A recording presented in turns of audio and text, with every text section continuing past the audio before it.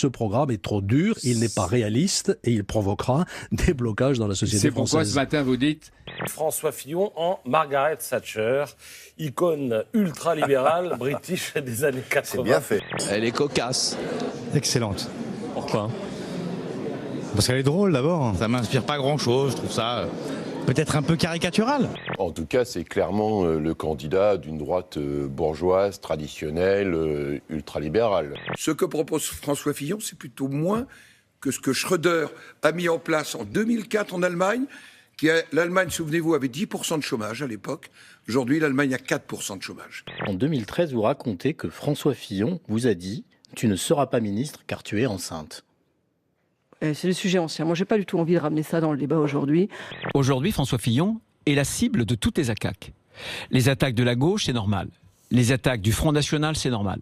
Mais aussi quand même les attaques de mes amis juppéistes. J'ai pas envie d'argumenter sur un sujet sur lequel, par ailleurs, il l'avait regretté.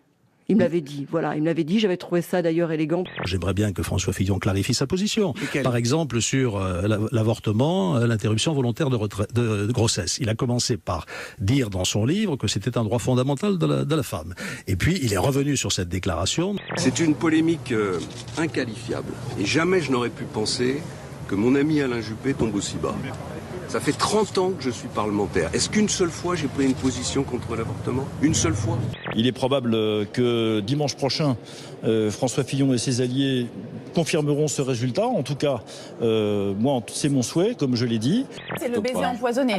Pour le coup, il n'avait pas besoin du baiser de poisson. Il a détaillé, il a dit c'est pour la vie, pour la famille, je préfère François Fillon. De son côté, François Bayrou est en embuscade. Le président du MoDem, qui n'exclut pas d'être candidat à la présidentielle, dénonce la brutalité du programme de François Fillon. En Turquie, un projet de loi sur les agressions sexuelles a suscité la colère de ses citoyens. Le texte prévoit de suspendre toute condamnation pour agression sexuelle sur mineur si son auteur épouse sa victime et si l'agression est commise, je cite, sans contrainte. Une formulation qui suscite l'indignation. Face au danger, Alain, c'est quelqu'un qui a la tête froide, qui a du sang-froid, qui a du courage. Et il me rassure aussi face à la montée ici en France de tous ces extrémismes, de tous ces excès en tout genre. François Fillon a le soutien de Nicolas Sarkozy, ce qui reconstitue l'équipe de 2007-2012, qui partage les mêmes idées. Nous en aurons besoin. J'ai toujours été très correct avec Alain Juppé. Je crois même l'avoir défendu quand certains l'attaquaient sur son passé, sur les questions judiciaires. Dans les Alpes-Maritimes déjà, certaines routes sont inondées. La rivière Argence, à Roquebrune, est montée dangereusement à la suite de pluies diluviennes. Plusieurs établissements alentours sont totalement sous les eaux. Des pluies diluviennes touchent la Nouvelle-Calédonie depuis dimanche. L'est de l'île subit les plus fortes chutes d'eau, jusqu'à 400 mm en 12 heures. Toutes les routes sont coupées dans la région. Les réseaux électriques et téléphoniques ne fonctionnent plus. Le Japon a encore tremblé très fort et tout près de la centrale nucléaire de Fukushima, celle qui avait subi de lourds dégâts en mars 2011.